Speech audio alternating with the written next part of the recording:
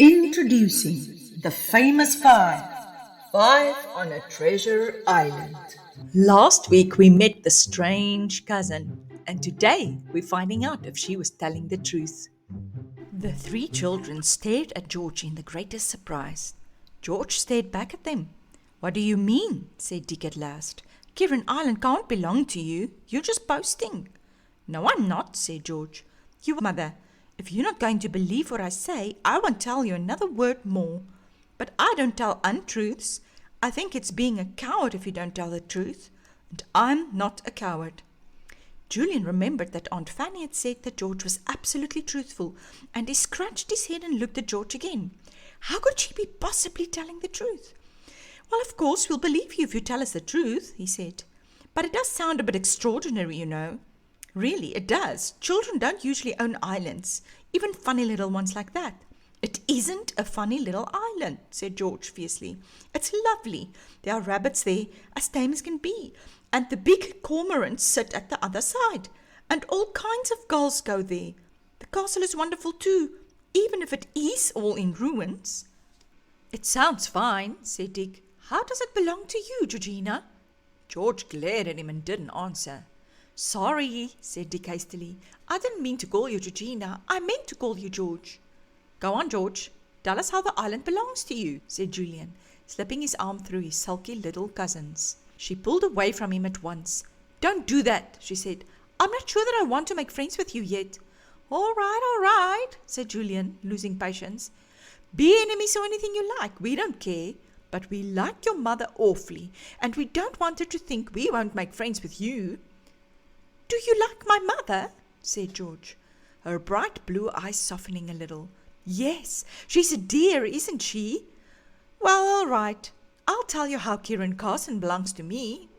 Come and sit down here in this corner where nobody can hear us." They all sat down in a sandy corner of the beach. George looked across at the little island in the bay. "It's like this," she said. "Years ago, my mother's family owned nearly all the land around here. Then they got poor and had to sell most of it. But they could never sell that little island because nobody thought it worth anything, especially as the castle has been ruined for years." "Fancy nobody wanting to buy a dear little island like that," said Dick. "I'd buy it at once if I had the money." "All that's left of what Mother's family owned is our own house, Kieran Cottage, and a farm a little way off, and Kieran Island," said George. "Mother says when I'm grown up it will be mine. She says she doesn't want it now either, so she's sort of given it to me. It belongs to me. It's my own private island, and I don't let anyone go there unless I get my permission." The three children stared at her. They believed every word George said, for it was quite plain that the girl was speaking the truth. Fancy having an island of your very own. They thought she was very lucky indeed. "Oh, George," said Dick. "I do think you're lucky. It looks such a nice island. I hope you'll be friends with us and take us there one day soon. You simply can't imagine how we'd love it." "Well, I might," said George, pleased at the interest she had caused. "I'll see. I never have taken anyone there yet, though some of the boys and girls round here have begged me to, but I don't like them, so I haven't." There was a little silence as the four children looked out over the bay to where the island lay in the distance. The tide was going out. It almost looked as if they could wade over to the island. Dick asked if it was possible.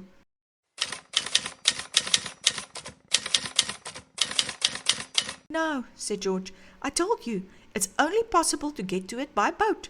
It's farther out than it looks, and the water is very, very deep. There are rocks all about too. You have to know exactly where to row a boat, or you bump into them. It's a dangerous bit of coast here. There are a lot of wrecks about." "Wrecks?" cried Julian, his eyes shining. "I say, I've never seen an old wreck. Are there any to see?" "Not now," said George. "They've all been cleared up, except one, and that's the other side of the island. It's deep down in the water. You can just see the broken mast if you row over it on a calm day and look down into the water. That wreck really belongs to me too." This time the children really could hardly believe George, but she nodded her head firmly. "Yes," she said, "it was a ship belonging to one of my great-great-great-grandfathers, or someone like that."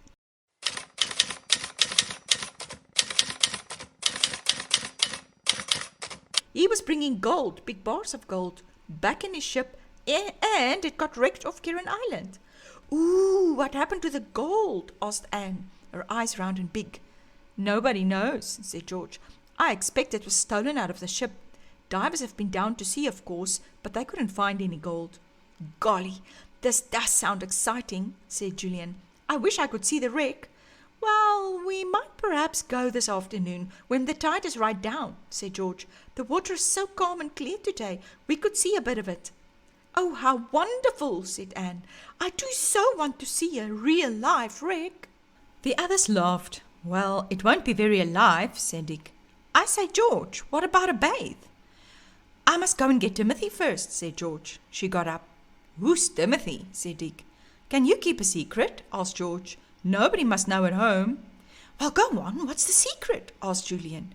You can tell us. We're not sneaks. Timothy is my very greatest friend, said George. I couldn't do without him. But Mother and Father don't like him, so I have to keep him in secret. I'll go and fetch him. She ran off up the cliff path. The others watched her go. They thought she was the most peculiar girl they had ever known.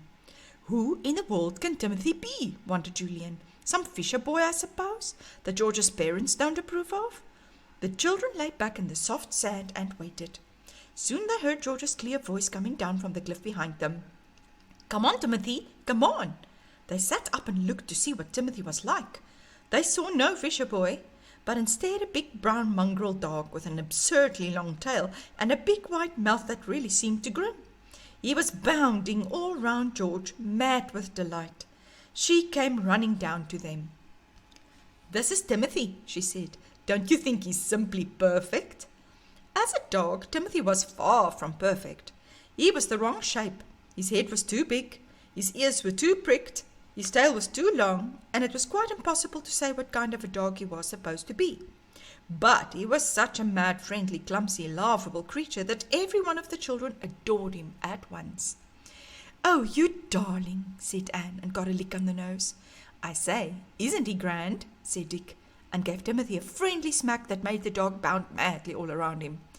I wish I had a dog like this, said Julian, who really loved dogs and had always wanted one of his own. Oh, George, he's fine. Aren't you proud of him?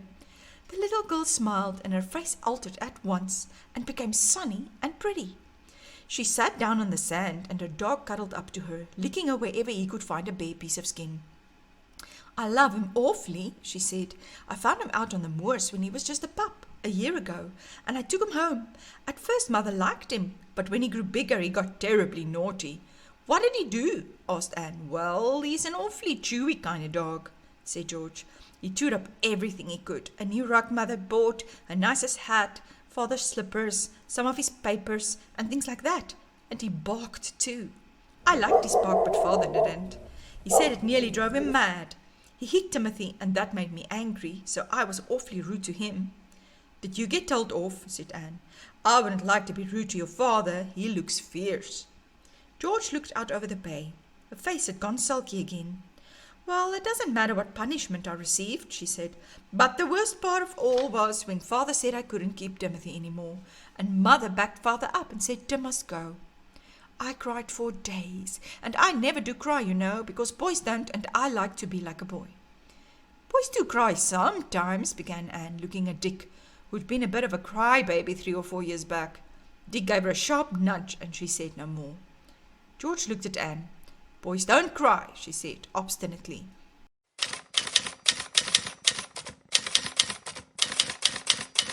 Anyway, I've never seen one, and I always try not to cry myself. It's so babyish. But I just couldn't help it when Timothy had to go. He cried too. The children looked with great respect at Timothy. They had not known that a dog could cry before. Do you mean he cried real tears? Asked Anne. No, not quite, said George. He's too brave for that. He cried with his voice, howled, and looked so miserable that he nearly broke my heart. And then I knew I couldn't possibly part with him. What happened then? Asked Julian. I went to Alf, a fisher boy I know, said George, and I asked him if he'd keep Tim for me, if I paid him all the pocket money I get. He said he would, and so he does. That's why I never have any money to spend. It all has to go on Tim. He seems to eat an awful lot, don't you, Tim? Woof, said Tim, and rolled over on his back, all his shaggy legs in the air. Julian tickled him. How do you manage when you want any sweets or ice creams? Said Anne, who spent most of her pocket money on things of that sort. I don't manage, said George. I go without, of course. This sounded awful to the other children, who loved ice creams, chocolates, and sweets, and had a good many of them. They stared at George. Well, I suppose the other children would play on the beach, share their sweets and ices with you sometimes, don't they? Asked Julian. I don't let them, said George. If I can never give them any myself, it's not fair to take them, so I say no. The tinkle of an ice cream man's bell was heard in the distance. Julian felt in his pocket. He jumped up and rushed off, jingling his money. In a few moments he was back again, carrying 4 fat chocolate ice cream bars. He gave one to Dick and one to Anne, and then held one out to George. She looked at it longingly, but shook her head. No thanks, she said. You know what I just said? I haven't any money to buy them, so I can't share mine with you, and I can't take any from you. It's mean to take from people if you can't give even a little back. You can take from us, said Julian, trying to put the ice into George's brown hand. We're your cousins. No thanks, said George again, though I do think it's nice of you. She looked at Julian out of her blue eyes, and the boy frowned as he tried to think of a way to make the obstinate little girl take the ice. Then he smiled. Listen, he said.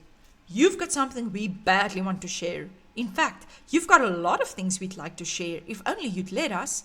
You share those with us, and let us share things like ices with you. See? What things have I got that you want to share? Asked George in surprise. You've got a dog, said Julian, patting the big brown mongrel. We'd love to share him with you. He's such a darling. And you've got a lovely island. We'd be simply thrilled if you'd share it sometimes. And you've got a wreck. We'd like to look at it and share it too. Ices and sweets aren't so good as those things, but it would be nice to make a bargain and share with each other. George looked at the brown eyes that gazed steadily into hers. She couldn't help liking Julian. It wasn't her nature to share anything. She'd always been an only child, a lonely, rather misunderstood little girl, fierce and hot-tempered. She'd never had any friends of her own. Timothy looked up at Julian and saw that he was offering something nice and chocolatey to George. He jumped up and licked the boy with his friendly tongue. There you are, you see. Tim wants to be shared, said Julian with a laugh. It would be nice for him to have 3 new friends. Yes, it would, said George, giving in suddenly and taking the chocolate bar. Thank you, Julian. I will share with you, but promise you'll never tell anyone at home that I'm still keeping Timothy. Of course we'll promise, said Julian, but I can't imagine that your father or mother would mind so long as Tim doesn't live in their house. How's the ice? Is it nice? Ooh, the loveliest one I've ever tasted, said George, nibbling at it. It's so cold. I haven't had one this year. It's simply delicious. Timothy tried to nibble it too. George gave him a few crumbs at the end. Then she turned and smiled at the 3 children. You're nice, she said. I'm glad you've come after all. Let's take a boat out this afternoon and row round the island to have a look at the wreck, shall we? Rather, said all 3 at once, and even Timothy wagged his tail as if he understood. Friendship, pets, and family. Those are important things in your life. You should treat them well, share with them, and appreciate them. I hope you enjoyed this story, and I can't wait to read the next chapter with you, called An Exciting Afternoon. See you next time.